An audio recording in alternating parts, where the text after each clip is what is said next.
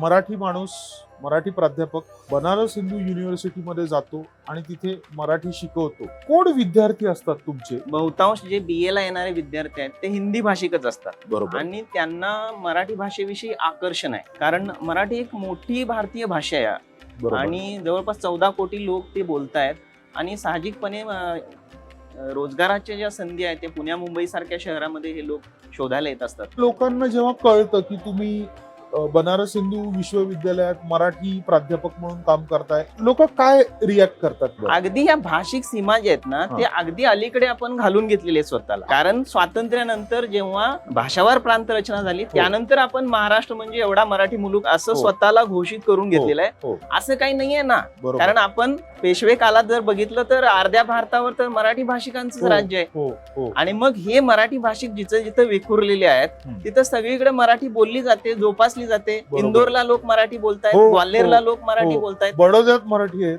आमच्या काशीमध्ये घाटावर राहणारे जे लोक आहेत ते आजही मराठी बोलतायत आणि मी खास करून त्यांचं अभिनंदन याकरता करेन की इतक्या पिढ्या झाल्या तरी त्यांच्या घरातली बोलण्याची भाषा जी आहे ती मराठी आहे आणि हेच आपल्या मराठी भाषेचं यश आहे ना.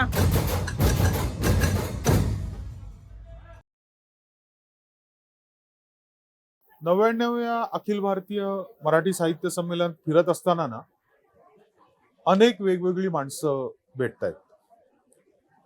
त्यातच आम्हाला एक गृहस्थ भेटले, इथलेच बाजूचे, कोल्हापूरचे. शिक्षण सगळं कोल्हापुरात, प्राध्यापक आहेत, पण काम कुठे करतायत? बनारस हिंदू युनिव्हर्सिटी. बरं ठीक आहे, बनारस हिंदू युनिव्हर्सिटीमध्ये प्राध्यापक म्हणून काम तर करतायत, पण शिकवतायत काय? मराठी भाषा. तर असे डॉक्टर संदीप आज आपल्याकडे आलेले आहेत. त्यांच्याशी आपण गप्पा मारूया त्यांच्या या वेगळ्या कामाबद्दल. आणि त्यांनी एक पुस्तक लिहिलेलं आहे समीक्षेवरती. थोडी मराठीमध्ये एक नवीन समीक्षा पद्धत त्यांनी आणायचा प्रयत्न केलेला आहे, त्याच्यावरती पण आपण गप्पा मारूया. डॉक्टर साहेब नमस्कार. नमस्कार. आपण आपल्या गप्पांची सुरुवात ना एका ट्रेडमार्क प्रश्नाने करतो. मूड कसा आहे तुमचा आजचा? हा मूड चांगला आहे, म्हणजे इतक्या दूर आम्हाला एक भूक असते की मराठी प्रदेशात पुन्हा परत जावं, म्हणजे जो काही आपली मातृभूमी आहे तिची देखील ओढ आहे आणि सातत्यानं जेव्हा काही मराठी कार्यक्रम असेल मग तो बृहन महाराष्ट्रात कुठेही असला, समजा आता गेल्या काही दिवसापूर्वी मी ग्वाल्हेरला गेलो होतो, तिथे बृहन महाराष्ट्र मंडळाचं संमेलन होतं. दिल्लीच्या संमेलनाला देखील मी गेलो होतो आणि आता इकडे साताऱ्यालाही मी आलोय, कारण एक सतत मनात असतं की आपण मराठी भाषिक आहोत आणि आपण त्या भाषेच्या संपर्कात नाही आहोत. भलेही मी मुलांना मराठी शिकवत असलो तरी माझ्या आडामध्ये ते मराठीचं पाणी तितक्या प्रमाणात यायला पाहिजे आणि त्यासाठी म्हणून मग मी साहित्य संमेलनामध्ये जातो, तिथल्या पुस्तक दालनामध्ये फिरतो, व्याख्यान ऐकतो. बरोबर. किती पुस्तकं खरेदी केलीत आज? आज 25 एक पुस्तकं खरेदी केलेली आहेत. Fantastic fantastic fantastic. डॉक्टर साहेब मला थोडा तुमच्या प्रवासाबद्दल जाणून घ्यायचंय. थोडा असा वेगळा प्रवास आहे. एक मराठी माणूस, मराठी प्राध्यापक बनारस हिंदू युनिव्हर्सिटीमध्ये जातो आणि तिथे मराठी शिकवतो. हे कसं, म्हणजे कशामुळे झालं हे सगळं? खरं पाहिलं तर मला उपजतच मराठीचं प्रेम होतं असं म्हणायला हवं, कारण तसा मी विज्ञान शाखेचा पदव्युत्तर आहे, म्हणजे मी BSc केमिस्ट्री आणि MSc पर्यावरणशास्त्र, MPhil पर्यावरणशास्त्र हे शिक्षण घेतलेलं आहे. पण त्या जोडीने मी सतत मराठी पुस्तकांचं वाचन करत होतो, म्हणजे अगदी आनंद यादव, राजन गवस यासारखी ग्रामीण साहित्याची चळवळ असो किंवा मग दुसरे वैचारिक साहित्य असो, हे सगळं मी सातत्यानं वाचत होतो आणि कुठेतरी माझ्या मनामध्ये ते संचित जे आहे ते साठत होतं आणि मराठी साहित्याकडे असणारा माझा जो ओढा आहे तो मला सतत खुणावत होता. आणि त्यामुळे मी विज्ञान शिक्षक म्हणून नवोदय विद्यालयामध्ये होतो जवळपास 10 वर्ष आणि भारतभर इकडे तिकडे मी फिरत राहिलो त्या अनुषंगाने. पण मी सातत्यानं या मराठी विषयाच्या म्हणजे प्रेमात होतो, त्यामुळे मी BA Marathi, MA Marathi, NET SET, PhD Marathi हे देखील करत गेलो पुढे पुढे. आणि कवितांचे जे कार्यक्रम व्हायचे, खास करून कोल्हापूरमध्ये कोजागिरी कवी मंडळ नावाचं एक काव्य मंडळ होतं आणि त्यामध्ये दर महिन्याला कविता वाचन करायला मी जायचो. बर. जिथे जिथे व्याख्यान असतील, म्हणजे कोल्हापूरचा एक समृद्ध वारसा आहे आणि त्या अनुषंगाने तिथलं जे याच्यामधलं दसरा चौकामधलं जे राजश्री शाहू मेमोरियलचं हो. व्याख्यान स्थळ आहे, हो. तिथं जाऊन मी बरीचशी व्याख्यान ऐकवतो. अगदी आपले विश्वास पाटील असतील, बरोबर. त्यांना देखील मी तिथं ऐकलेलं आहे. ओके. आणि भरपूर सगळ्या लोकांना किंवा अक्षरधाराचे तिथे पुस्तक प्रदर्शनं लागायची, हो. त्यामध्ये मी जात असे. हम्म. आणि असे करता करता मग मी हे जे काही भारतभर फिरत होतो त्याच्यानंतर मला एक अशी संधी आली की या विद्यापीठामध्ये मराठीची एक जाहिरात आलेली होती आणि त्या अनुषंगाने मी अर्ज करून तयारी करून मग तिकडे मी रुजू झालो. Banaras Hindu university is close to my heart. माझं कनेक्शन आहे. अच्छा. कसं ते मी तुम्हाला सांगतो. ज्या युनिव्हर्सिटीमध्ये तुम्ही आज नोकरी करता, काम करता, विद्या प्रदानाचं काम करता, कधी एकेकाळी माझे वडील तिथे विद्यार्थी होते. माझे वडील इंडियन एअरफोर्स मध्ये होते. अच्छा. आणि त्यांना ग्रॅज्युएशन कम्प्लीट करायचं होतं. सो सैन्यात असताना जर कोणाला शिक्षण कम्प्लीट करायचंय तर त्यावेळेस सैन्याची आणि BHUची एक ट्रीटी होती, टायअप होता. आणि ज्यांना कोणाला करायचंय त्यांची ऍडमिशन BHU मध्ये व्हायची. माझ्या वडिलांनी BHU मध्ये इंग्लिश मधनं ग्रॅज्युएशन केलेलं. सो असा तो माझा कनेक्ट आहे. माझे वडील काय आता हयात नाहीयेत, पण ते एकदा बनारसला गेले आणि त्या युनिव्हर्सिटीमध्ये परत एकदा जाऊन आले. अशीच काहीशी स्टोरी जयंत नारळीकर सरांची पण आहे. बर, सांगा ना आम्हाला. कारण जयंत नारळीकरांचे वडील होते ते गणित विभागामध्ये बनारस हिंदू विश्वविद्यालयामध्ये शिक्षक होते, अगदी विभाग प्रमुख होते. आणि तिथलं जे केंद्रीय विद्यालय आहे त्या कॅम्पस मधलं तिथेच त्यांचं शिक्षण झालेलं आहे पुढे नारळीकर सरांचं. आणि मग त्या पुढे जाऊन मग ते परदेशात विदेशात जाऊन वगैरे किंवा आयुकाची स्थापना वगैरे नंतरच्या गोष्टी झालेल्या आहेत. पण त्यांचं जे प्राथमिक शिक्षण आहे ते बनारस हिंदू विश्वविद्यालयाच्या प्रांगणामध्येच झालेलं आहे. अगदी त्यांचं जे आत्मचरित्र आहे 4 महानगरातले माझे विश्व, त्याच्यामध्ये देखील बनारसचं एक स्वतंत्र प्रकरण आहे. बर बर बर बर. हरकत नाही, इतिहासात जास्ती रमायला नको आपण. प्रेझेंट कडे येऊया. तुम्ही मराठी शिकवता. कोण विद्यार्थी असतात तुमचे, हा माझा पहिला प्रश्न आहे. आणि त्याला जोडून दुसरा प्रश्न आहे की त्यांना मराठी का शिकावीशी वाटते? एक तर आहे की बहुतांश जे BA ला येणारे विद्यार्थी आहेत ते हिंदी भाषिकच असतात. बरोबर. आणि त्यांना मराठी भाषेविषयी आकर्षण आहे. बर, आकर्षण आहे. कारण मराठी एक मोठी भारतीय भाषा आहे आणि जवळपास 14 कोटी लोक ते बोलतायत.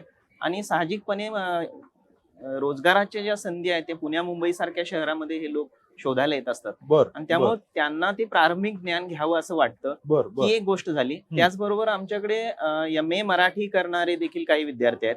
आणि पण इतर भाषिकच नाही, काही MA मराठी करणारे विद्यार्थी महाराष्ट्रातले. बर. आणि इतर भाषिक जे विद्यार्थी आहेत खास करून हिंदी किंवा इंग्रजी मधले की त्यांना तुलनात्मक साहित्यामध्ये PhD करायचे आहे. म्हणजे उदाहरणार्थ आपल्याकडचे राजन गवस सर असतील आणि मग तिकडचे जे तशा प्रकारचे लेखक त्या जॉनरने लिहिणारे वगैरे संजीव असतील तर राजन गवस आणि संजीव यांचा तुलनात्मक अभ्यास आपण करू शकतो. कंपॅरेटिव्ह स्टडी म्हणताय. Comparative study. ओके. तसंच आपल्याकडचे विश्वास पाटील असतील आणि मग तिकडचे दुसरे अजून कुठले लेखक असतील तर यांचा तुलनात्मक अभ्यास करणे किंवा भालचंद्र नेमाडे सरांचा जो देशीवाद आहे तो हिंदीमध्ये नेणे. अशा प्रकारच्या काही गोष्टीतून आपण मराठी पटलावर ज्या गोष्टी आहेत किंवा जे चांगले चांगले मराठी साहित्यिक आहेत त्यांना हिंदी भाषिक प्रदेशामध्ये देखील आपण कसं घेऊन जाऊ शकू याविषयीचा प्रयत्न आम्ही करत आहोत. Fantastic, fantastic. डॉक्टर साहेब, मला एक सांगा की आपण मगाशी ऑफ स्क्रीन बोलता बोलता तुमच्या पुस्तकाचा आपण उल्लेख केला. पुस्तक खूप वेगळं आहे असं मला वाटतं. ओके. समीक्षेवरती तुम्ही पुस्तक लिहिलेलं आहे. पर्यावरणीय समीक्षा म्हणजे काय, जरा आम्हाला समजवा ना. पर्यावरणीय समीक्षा ही तसं पाहिलं तर विदेशी संकल्पना आहे. बर. अर्थातच मराठीचं बऱ्याच अंशी मराठीमधल्या ज्या समीक्षेतल्या संज्ञा आहेत त्या विदेशीच आहेत. बरोबर. आता पर्यावरणीय समीक्षेला युरोपामध्ये इको क्रिटिसिझम किंवा इको पोएटिक्स वगैरे अशा संज्ञा आहेत. आपल्याकडे देखील पर्यावरणीय समीक्षेच्या विषयी आदिवासी इकोलॉजीच्या अनुषंगाने ते बघतोय आपण. इकॉलॉजीच्या अनुषंगाने आपण ते बघतोय. मी तर त्याला पृथ्वी केंद्री दृष्टिकोन असं म्हणतोय की आपण अर्थ सेंट्रिक की पृथ्वीची आपण कितपत काळजी घेतोय आणि पुढच्या पिढ्यांच्या भविष्यासाठी आपण कितपत पर्यावरण सजग आहोत.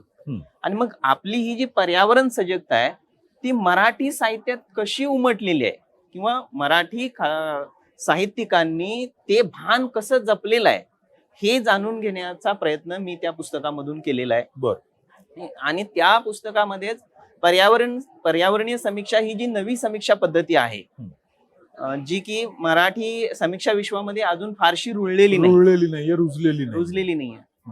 तर त्या समीक्षा पद्धतीची एक सैद्धांतिक मांडणी काही अंशी मी त्या पुस्तकामध्ये केलेली आहे. आणि त्याच बरोबरीनं मराठीतल्या निवडक 13 कादंबऱ्या घेतलेल्या आहेत. त्या खूप चांगल्या लेखकांच्या आहेत. आणि त्यांच्याकडे हे पर्यावरणीय भान कसं आहे आणि कादंबरीच्या आधेमध्ये ते त्या भानाविषयी कसे लिहितायत आपल्या किंवा त्यांच्यातली काही पात्र जी आहेत ती कशी सजग आहेत त्याच्याविषयी. अगदी आपल्याकडे सदानंद देशमुखांची 12 मास देखील घेतली तरी त्या 12 मास मधलं एक पात्र आहे की त्याला असं वाटतं की बाबा आपल्या बांधावरची झाडं नको तोडायला. कारण ती पिढ्यानपिढ्या आपल्याकडे आलेली आहेत. त्या झाडांवरती जे आहे ते अनेक पाखरांची घरटी आहेत. आणि जेव्हा ते झाड त्याचा जो काही स्वार्थी भाव आहे किंवा जो चंगळवादाचं समर्थन करणारा भाव आहे तो जेव्हा ते झाडं तोडतो तेव्हा अक्षरशः म्हणजे मांसाची लखतर बाहेर पडतायत असं काहीतरी वर्णन त्यामध्ये आहे. तर हाच पृथ्वी केंद्री दृष्टिकोन आहे ना. आपल्या आजूबाजूचे जे पशु पक्षी आहेत झाड आहेत यांच्यासह आपण जगायला पाहिजे ना. आपण त्यांच्यापासून विलग होऊन जगता कामा नये. अगदी आपल्या तुकारामांनी पण वृक्षवल्ली आम्हा सोयरी वनचरे असंच म्हटलेलं आहे. संत साहित्यामध्ये देखील आपल्याला ते संदर्भ सापडतात. पण मला अजून एक उदाहरण द्या ना. म्हणजे पॉप्युलर पुस्तक याच्यात तुम्ही एखादं घेतलंय तर त्याचा मला एक्झाम्पल द्या आणि ही समीक्षा कशी तुम्ही केलेली आहे. आता जसं तुम्ही एका पात्राचा उल्लेख केला तसं एखादं अजून मला यातलं उदाहरण द्या ना. जसं आता आपण जयंत नारळीकर सरांचंच उदाहरण घेऊ की त्यांची एक कादंबरी आहे अभयारण्य नावाची. आता ती कादंबरी तशी काल्पनिकच आहे. म्हणजे त्यामध्ये काय केलेलं आहे की पुढच्या काही वर्षातला म्हणजे 2050 वगैरेचा असा कल्पनाविलास दाखवलेला आहे. आणि मग त्यावेळी पृथ्वीवरचं जीवन कसं असेल तर त्याच्यामधली एक संकल्पना अशी आहे की पृथ्वीवरचे लोकच पृथ्वीचा विनाश करतायत आणि ते एक दुसऱ्यावर अण्वस्त्र टाकतायत वगैरे. आणि पृथ्वीच्या बाहेरचे कोणतरी सजीव आहेत ते येत आहेत आणि ते मग पृथ्वी वाचवायला येत आहेत. मग आपण काय करतोय हा प्रश्न निर्माण होतो ना. तर हे जे पर्यावरणीय भान आहे हे विज्ञान कादंबरीच्या मधून देखील कसं आलेलं आहे ते देखील यामध्ये सांगितलेलं आहे. डॉक्टर साहेब मगाशी बोलता बोलता तुम्ही उल्लेख केलात की जिथे जिथे मराठीचा कार्यक्रम होतो मराठीचा उत्सव जिथे जिथे असतो नोकरी सांभाळून तिथे तुम्ही जायचा प्रयत्न करता. आम्हाला खूप आनंद झाला की आमच्यातला एक माणूस बाहेरगावी म्हणजे मी त्या अनुषंगाने बाहेरगावी म्हणतोय मराठीचा प्रसार करतोय. तर जेव्हा तुम्ही वेगवेगळ्या शहरांमध्ये जाता तेव्हा तिथल्या लोकांना जेव्हा कळतं की तुम्ही बनारस हिंदू विश्वविद्यालयात मराठी प्राध्यापक म्हणून काम करताय मराठी भाषेचा प्रचार आणि प्रसार करताय तेव्हा लोक काय रिॲक्ट करतात या गोष्टींवरती. लोक आनंदीच होतात कारण प्रत्येक मराठी माणसाला मनापासून वाटतं की ही आपली मातृभाषा आहे हिचा जितक्या शक्य तितका प्रसार व्हायला पाहिजे. अगदी या भाषिक सीमा ज्या आहेत ना ते अगदी अलीकडे आपण घालून घेतलेले स्वतःला आपणच घालून घेतलेले. कारण स्वातंत्र्यानंतर जेव्हा भाषावार प्रांत रचना झाली त्यानंतर आपण महाराष्ट्र म्हणजे एवढा मराठी मुलूक असं स्वतःला घोषित करून घेतलेलं आहे. असं काही नाहीये ना. कारण आपण पेशवे काळात जर बघितलं तर अर्ध्या भारतावर तर मराठी भाषिकांचं राज्य आहे. आणि मग हे मराठी भाषिक जिथं जिथं विखुरलेले आहेत तिथं सगळीकडे मराठी बोलली जाते जोपासली जाते. इंदोरला लोक मराठी बोलतायत ग्वाल्हेरला लोक मराठी बोलतायत बडोद्यात मराठी आहेत आमच्या काशीमध्ये घाटावर राहणारे जे लोक आहेत ते आजही मराठी बोलतायत. आणि बर. मी खास करून त्यांचं अभिनंदन याकरता करेन हा की इतक्या पिढ्या झाल्या हा तरी त्यांच्या घरातली बोलण्याची भाषा जी आहे ती मराठी आहे. म्हणजे ती आजही प्रमाण ती मराठी आजही, आहे.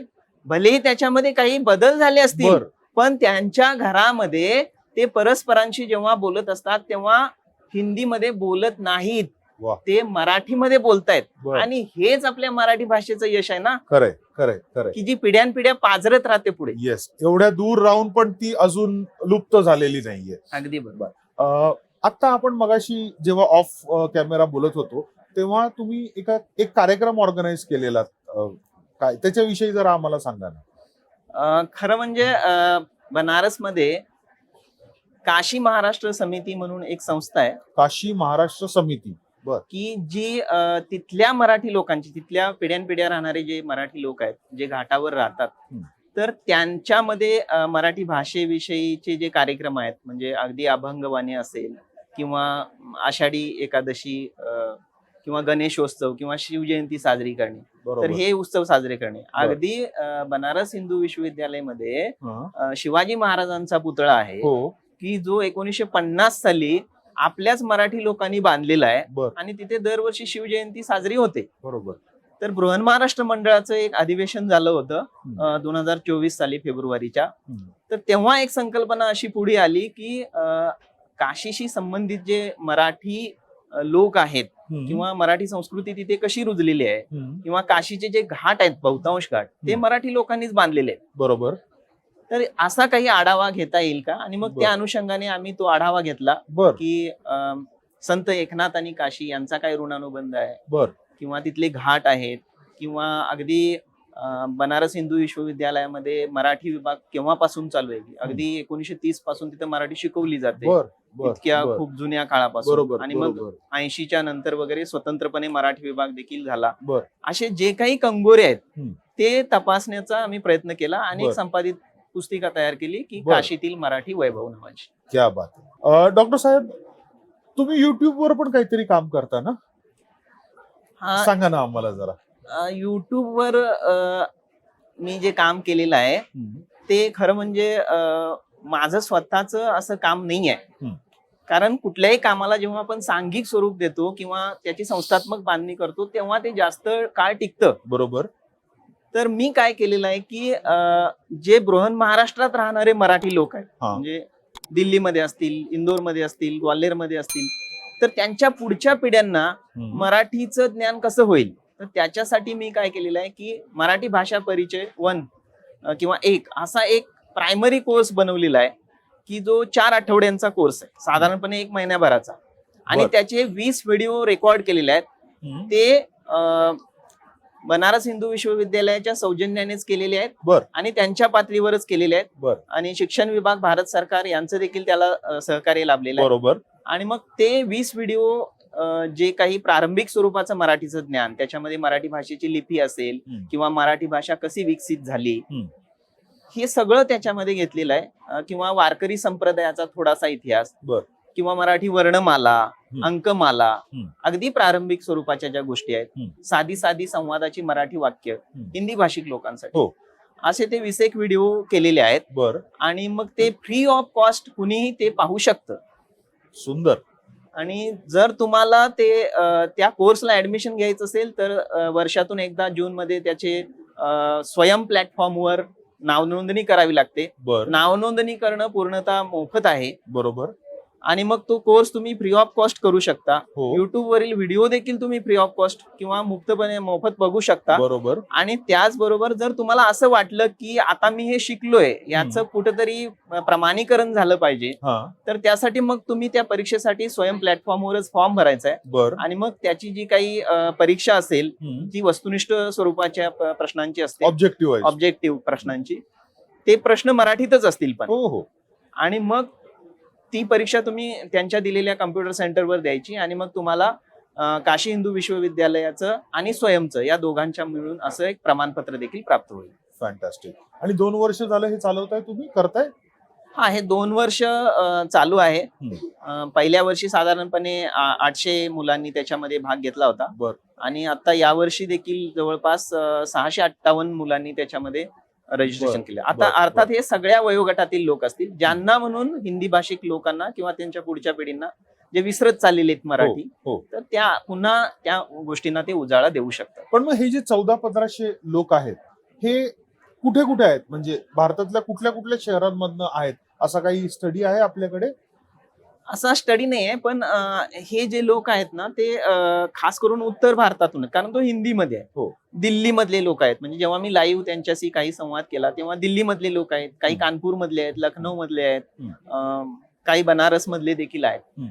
तर अशा प्रकारे ते हिंदी भाषिक राजस्थान मधील देखील काही लोक आहेत. बर. मुलं खास करून. बर. कारण बऱ्याच राजस्थानी लोकांचे मिठाईचे वगैरे दुकानं आहेत. बरोबर. महाराष्ट्रात. हो. आणि मग त्यांचं येणं जाणं असतं, तर त्यांना पण औत्सुक्य आहे की त्यांना शिकायची आहे मराठी. हे जसं मराठीच्या बाबतीत होतंय, तसं काही इतर भाषांच्या बाबतीत पण होतंय का? म्हणजे तुम्ही करत नसाल, पण तुमच्या ओळखीचे वगैरे असं काही करतायत का? हो, हे इतर भाषांच्या बाबतीत देखील होतंय. खास करून मी तुम्हाला सांगेन की तमिळ भाषिक लोक जे आहेत, ते आपल्या भाषा प्रसारामध्ये खूप सजग आहेत. बर. आणि मग ते जसं तिरुकुरल सारखे ग्रंथ असतील, तर ते सगळ्या भाषांमध्ये ते प्रकाशित करतात. आपल्याकडची जी ज्ञानेश्वरी आहे, ती सगळ्या भारतीय भाषांमध्ये आता गेली आहे का? हो. तर ते देखील आपण तपासून पाहिलं पाहिजे. बरोबर. म्हणजे हे लोक जे आहेत, खास करून दक्षिण भारतीय ज्ञानेश्वरी भाषांमध्ये, मी इंग्लिश मधली बघितलेली आहे, ती माझ्याकडे हिंदीमध्ये आहे. देखील आहे. बर. हिंदीमध्ये देखील आहे. ती आणि आनंदाची गोष्ट ही आहे की नावी सप्रे नावाचे जे ज्ञानेश्वरीचे हिंदीमध्ये रूपांतरण केलेलं आहे, ते व्यक्ती देखील काशीचेच आहेत. अरे वा. बर.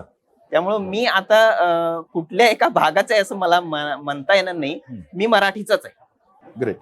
डॉक्टर साहेब, परत एक पुस्तकावरती हे की ही जी नवीन समीक्षा पद्धत तुम्ही मराठीत आणलेली आहे, ही रुचतीये का?